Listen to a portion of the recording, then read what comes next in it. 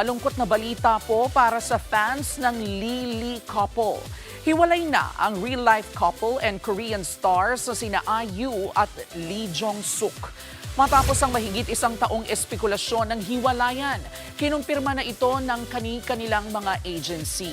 Sinabi ng ahensya na nananatiling mabuting magkatrabaho ang dalawa. Nagkakilala ang dating power couple sa Korean music show na Inkigayo.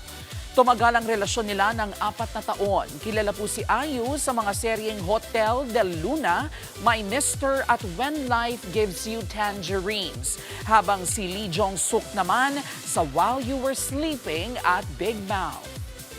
Mga kapatid, Jervy Wrightson po. Eto na nga.